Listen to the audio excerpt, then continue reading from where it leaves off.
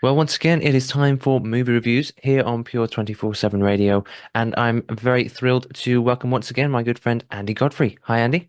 Hey Nathan, great to be with you.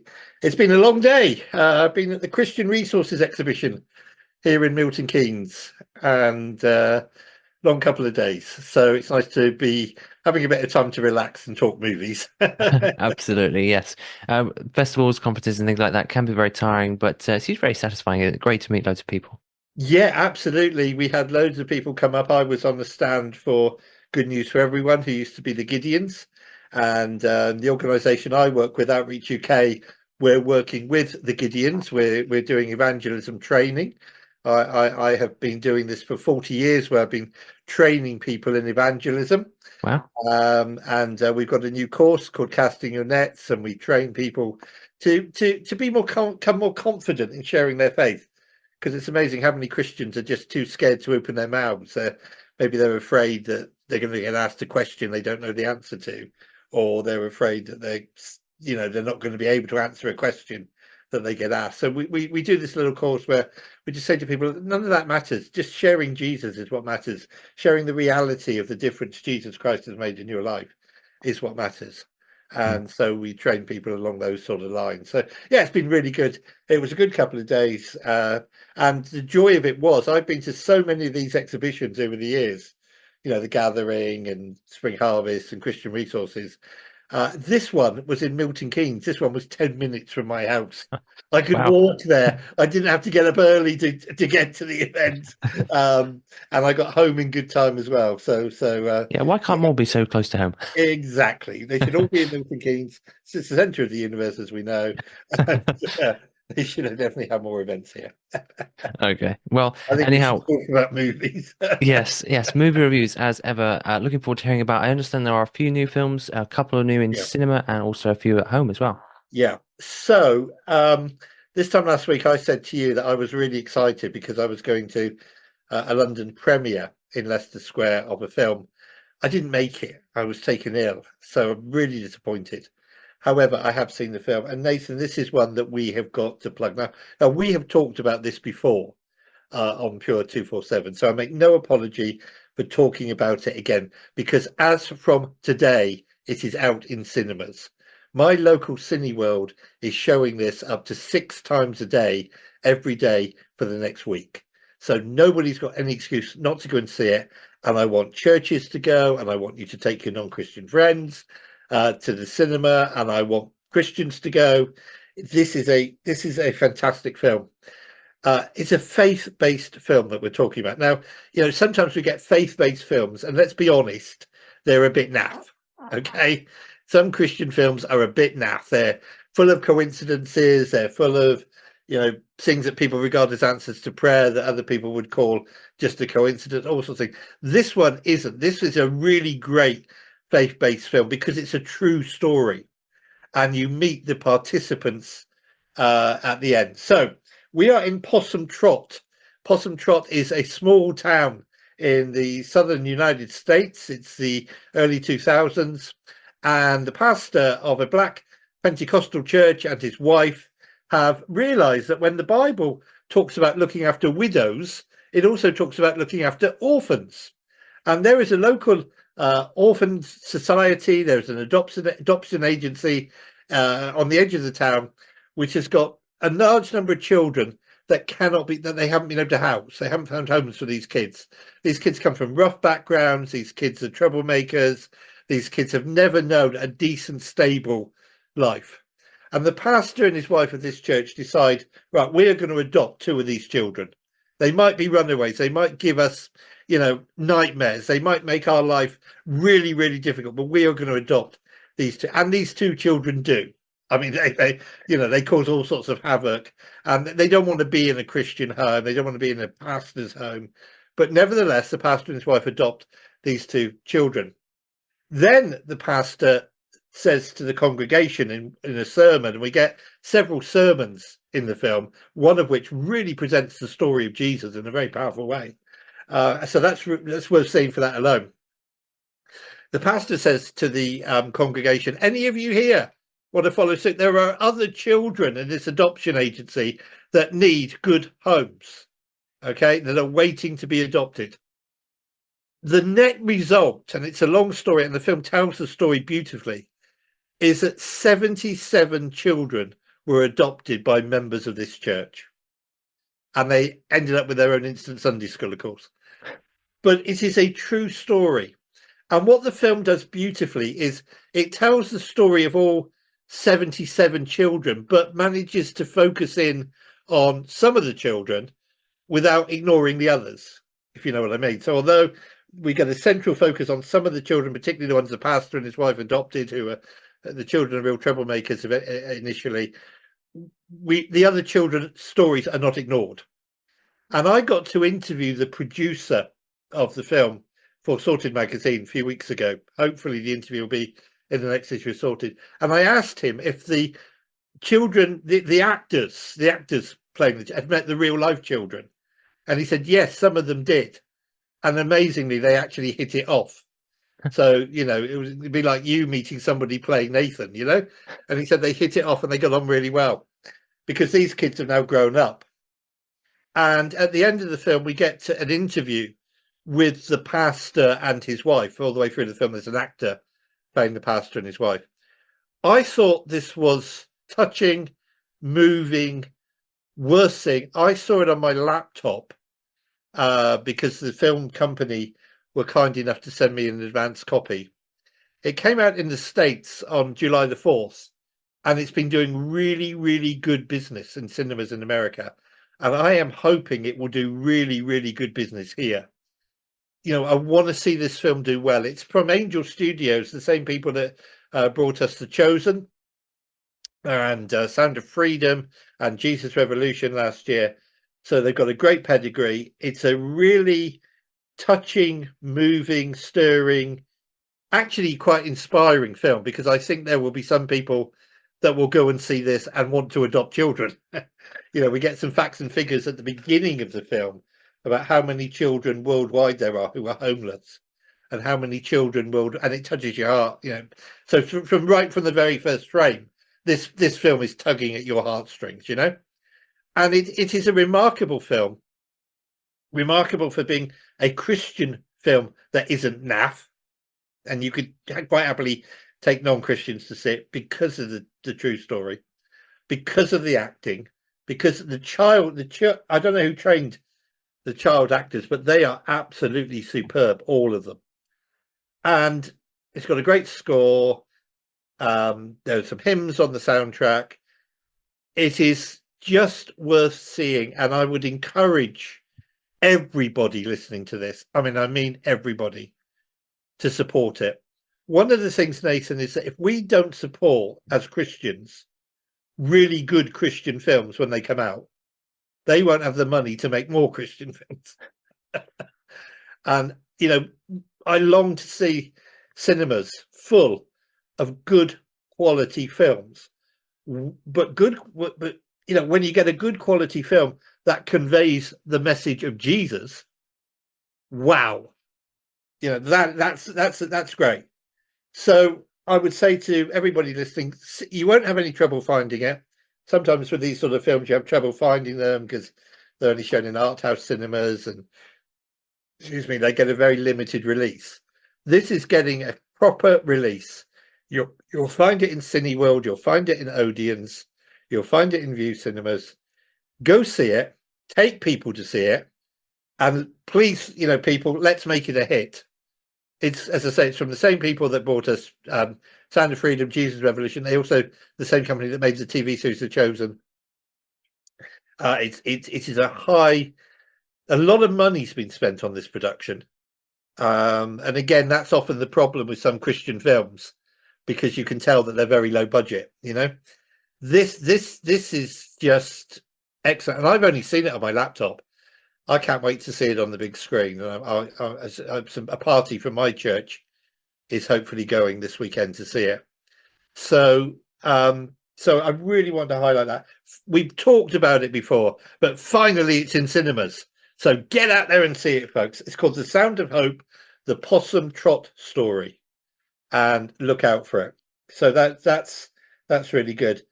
By contrast, we've got a few new films other new films in the cinema this week. including Transformers 1, as if we hadn't had enough Transformers movies. This is an origin story of the Transformers, but kids will probably love it. Lots of action, lots of things being blown up, lots of cars smashing into other cars. Transformers 1 is out this weekend. Also out this weekend, and it's been out now for a week, the follow-up to Joker, which we talked about last week. So this stars Joaquin Phoenix as Joker and Lady Gaga as a woman who falls in love with him. What surprised me more than anything about this, it's a musical. It's and on Pure, you could play the songs quite happily because they are old-fashioned standards. Hallelujah, Come On, Get Happy is one of the songs. I actually loved the music in this so much, I bought the soundtrack. And it came out on CD. It wasn't streaming, it wasn't downloading, it was an actual physical CD, which I love because you get a booklet and you know which track's playing and you don't have to faff around. You just put the CD in and it plays. It's a story, it's a courtroom drama. So in the first film, Joker killed 5 people. This is the story of his trial, and at various moments both he and Lady Gaga burst into song to kind of move the story forward. But they are old-fashioned songs, old standards, and it is actually. I came out of the cinema thinking, did I enjoy that or didn't I? Did I like that or didn't I? I'm still not sure. I'm still not sure. I think I liked it. So that's out. Also out, and this is a 15 certificate, a film called A Different Man. Now, this is a story of a deformed man. If you think the Elephant Man, a man who has elephant features all over his face, he's incredibly deformed, hunchback. He's living in a rundown apartment and he's sort of scorned by everybody. Nobody pays him any attention. He can't get any work. What have you. One day he gets a knock on the door and it's his new neighbor. And it turns out his new neighbor is a playwright. And she's looking for a new subject for her play. And she decides to make this deformed man the subject of her play. And she decides that he can star in a play about his own life. Fine, no problem. What she doesn't know, but we do, is that he is actually undergoing treatment. There is a new miracle cure for his treatment. And he wakes up one day and all of the sort of elephant-like features, the carbuncles, the hideous muscles, the out-of-place joints on his face have all fallen away. And underneath is an incredibly handsome young man. So he starts to use his old skin as a mask so he can still be in the play. But what happens then is another real-life deformed character turns up saying, I hear you're doing a play about a deformed life character. I'd like to play him. And this brings the two into conflict. This brings confusion, this brings conflict, this brings chaos. I'm not going to say any more than that about the plot. It is a really, really, really good drama. I mean, it is really good. It is very powerful. There's a lot of allusions in the film to Beauty and the Beast, for obvious reasons, because, Beast turns into a beautiful, handsome prince at the end of that story. So there's a lot of allusions to Beauty and the Beast. There's a lot of references to it. I thought all of the acting was really good. One of the actors is in real life, plays himself in real life. He's really deformed, so he's playing himself. And I think it's great to see opportunities in a major film being given to disabled people. If I can, I don't know how PC that is to say it like that, but I think it's great to see these people like that being given a major role. It's a really, really powerful drama. I thought the ending, the final scene, was a little bit weak, but on the whole, this play, A Different Man, this film, A Different Man, it's worth seeing. So there you go. Those are the 4 at the cinema, actually, because I've included Transformers Day 1, which will be rubbish, but kids will love it. Okay, excellent. Well, they sound like some good films there. Yeah, Good. really good. I'm surprised to hear that Joker 2 is a musical. I understand it was more of a dark sort of It's drama. definitely, without any question at all, it's a musical. The soundtrack CD has got 12 musical numbers on it. They burst into song at any given moment. It is a dark drama. I mean, it is dark. It's a dark psych. It tries to be many things. I think this is part of my problem. It is a musical. It is a courtroom drama. It is a love story. It is a psychological drama. And I almost think that they've thrown everything at this but the kitchen sink. And when I came out, I thought, no, I'm sure I saw a kitchen sink in there somewhere as well. And that's part, I think, was part of my problem. I was having trouble in my mind defining this film doesn't know what it wants to be. It wants to be all things to all men, but it is without question, first and foremost, a musical. And you know how in some musicals, characters burst into song and the lights change and the scene changes, and suddenly they're in beautiful costumes and the girls are in beautiful flowing gowns. That happens. I mean, that actually happens in this, where we go into fantasy moments. It is quite violent, and as I say, I could not make up. I like the music because I'm a fan of musicals, and I love old standards, and I love some of the songs that are in this. Um, I was surprised of how much of a musical it's a musical, you know. So yeah, I was foot tapping along, but as a film, I came out I genuinely, and it's a week since I've seen it, and I came out thinking, did I enjoy that or didn't I? I don't know. Maybe it's a film that rewards more on second viewing. Maybe I need to go and see it again, and I will see it again at some point. But it is definitely a musical, and as I say, you guys could play the soundtrack quite happily because they're all old songs, jazzed up, but really great performances. I mean, Joaquin Phoenix won an Oscar for his role in the first film as Joker. So whether he'll win the Oscar again for the sequel, I don't know. Lady Gaga playing his girlfriend, I think she possibly is the only female artist on the planet that could play that role. I think a few years ago you might have said Madonna could play that role. But I sat there and thought, I can't imagine, I can't think of anyone else other than Lady Gaga in this particular role, you know. So yes, it's a musical. Okay, well, thanks so much, Andy. Some great movie reviews, and I understand there are a couple new at home now as well. Yeah, we got a couple new at home and talking musicals. So new on Netflix. Whitney Houston, I Want to Dance with Somebody. Now, I don't know about you, whether you play Whitney Houston on Pure, I was never a big Whitney Houston fan. Okay. In this film, the complex story of her life is played by an actress called Naomi Aki, who is very, very good. And basically, we get the story of a down and out poor girl from, the wrong end of New York, the wrong side of the tracks, who had an incredible voice, making it big, you know. So we get the Whitney Houston story. It's not particularly remarkable in that, in terms of the staging, in terms of the way the story is told. It's a straightforward retelling of Whitney Houston's life. It didn't do great business at the cinema. I saw it at the cinema a few years ago. It's now on Netflix. If you are interested in pop music, if you like things like Rocket Man, if you like things like, One Love, the Bob Marley story, which was out last year, if you like pop music and the history of pop music, you're going to want to see this because Whitney Houston was a major artist. She was one of the best-selling artists of all time, and she had this sort of New Jersey choir girl accent, and she made it big. So that's new on Netflix, and then also new on Netflix.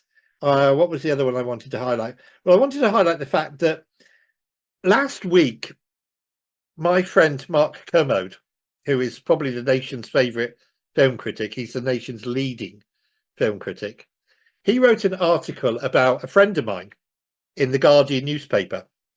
And he wrote an article about a lady called Carol Morley. Carol is the UK's leading film director, and she's a friend of mine. And over the years, Carol has made some remarkable films with some really big stars. And I got to know Carol initially during COVID. She started a club for people on Friday nights. And what you did was she picked a film, you watched it. She picked an old film that was available on streaming services. Everybody watched it who was in this club. She called it the Friday Night Film Club. And this was during lockdown.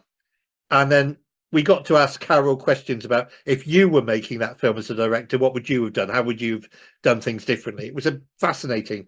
And through that, I got to know Carol. And, you know, and a couple of years ago, she made a film called Typist Artist Pirate King. Now, if I were to swing the camera around, you would see a big poster for this on my wall for those watching on video. Obviously, this is not making very great radio, but there it is. Okay. So Typist Artist Pirate King. It starred Kelly MacDonald and Monica Doolan. And it was a film about, sorry, I've got a cinema-sized poster on my wall. As I say, not great radio, but there you go. Okay. Wow. And it's signed by Carol, by the director, that poster. So it's one of my proudest possessions. The film is about a lady called Audrey Amis. Now, Audrey was a student at the Royal School of Academy back in the 50s. But we've talked about this before, I think. But Audrey had to drop out of the Royal School of Academy because she had a mental illness. And her mental illness manifested itself like this. She would walk up to total strangers and she would see them as people from her past. So there's a scene, I think we have talked about this before, but there's a scene where she's in a cafe and she walks up to two social strangers and she says, "Hi, John. Hi, Jane. Haven't seen you since school." And this was an illness that she had, and it's a real mental condition. Audrey painted over 1,000 pictures, none of which had ever been exhibited. And my friend Carol Morley got hold of some of these paintings. She was allowed to see them. And she decided to make an imaginary film about the end of Audrey Amis's life. So in the film, Audrey Amis has said, "My paintings can be displayed. There's an art gallery that's willing to display my paintings." And she says to the mental nurse who's looking after her, who's played by Kelly MacDonald, brilliant performance. She says, "You've got to take me to this art gallery. You've got to take me and my carrier bags full of 1,000 paintings to this art gallery because my paintings can be displayed at long, long last. I'm dying. And finally, my artwork is going to be seen by the public." So they get in the car, they load up all these paintings. This is in London. And Kelly MacDonald turns around and she says to Audrey, "Where is this art gallery then?"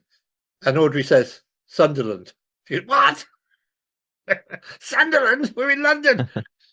Anyway, they go on a road trip, and it's kind of, at one point they compare themselves to Thelma and Louise.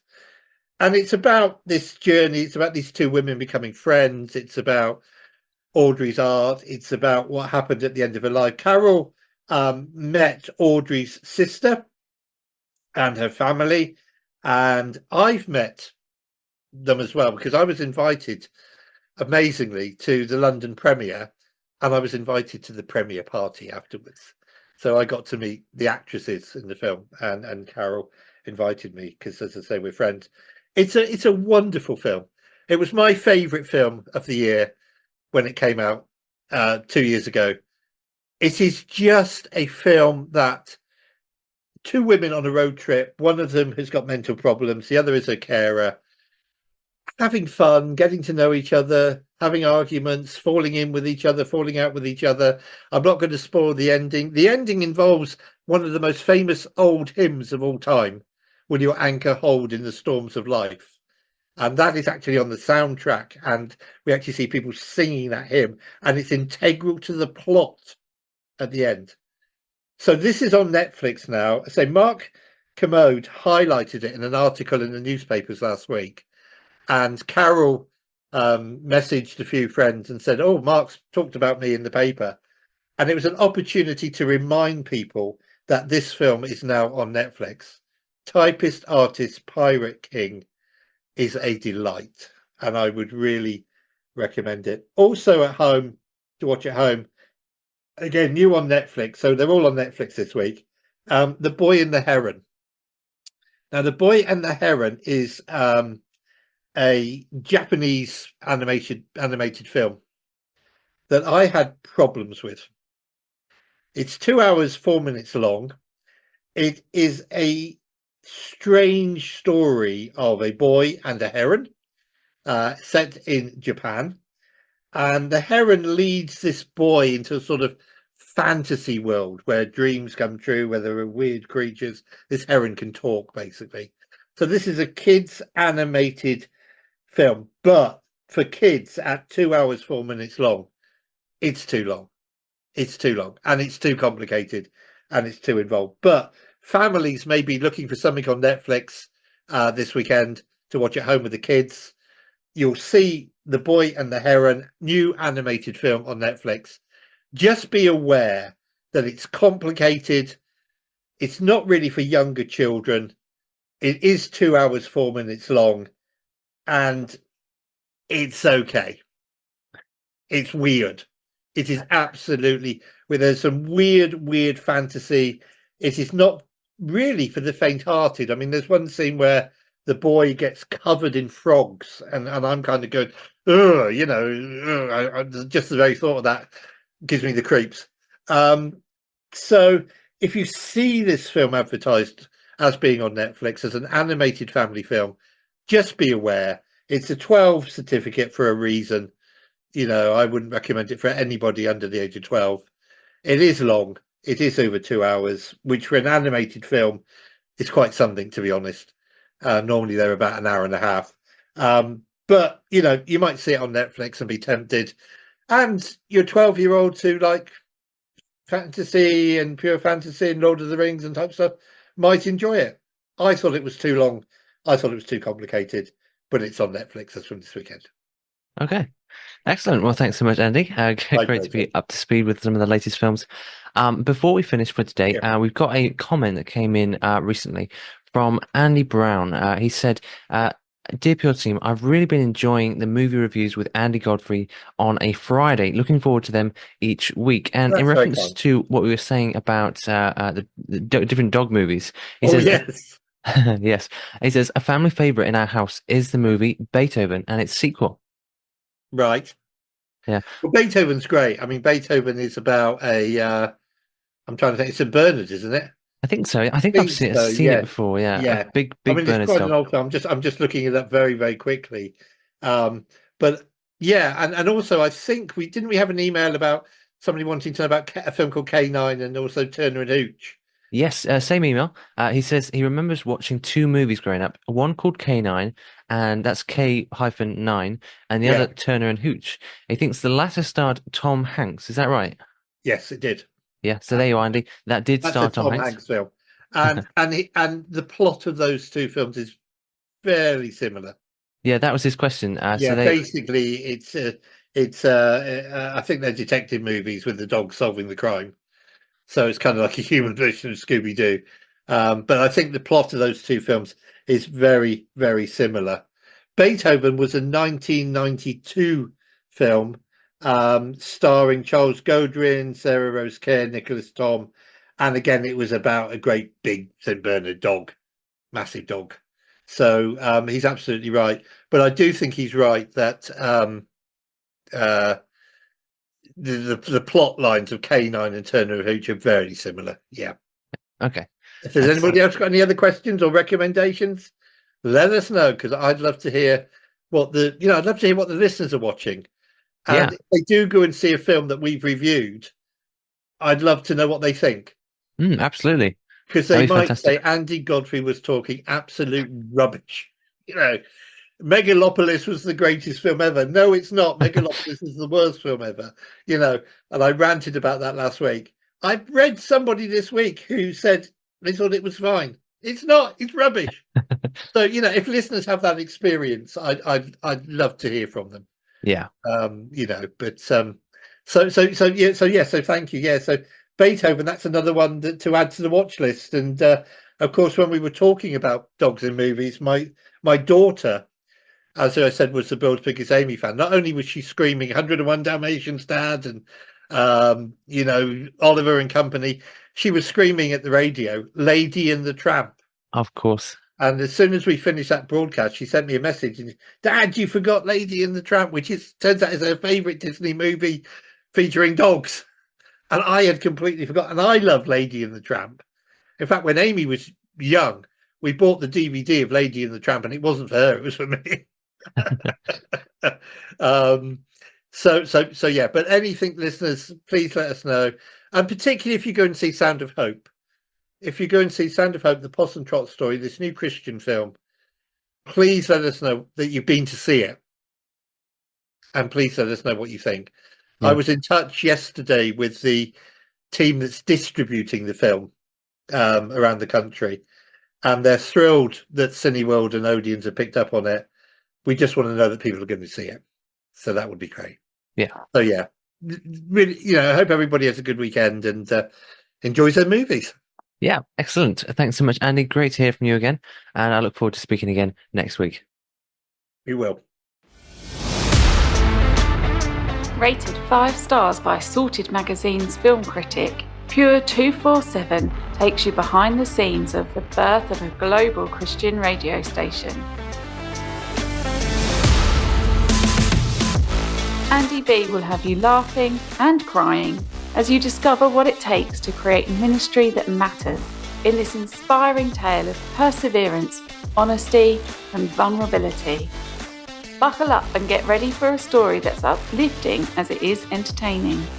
Behind the microphone, they face bankruptcy, eviction, and 2 life-changing surgeries. Can they make it? Will they make it?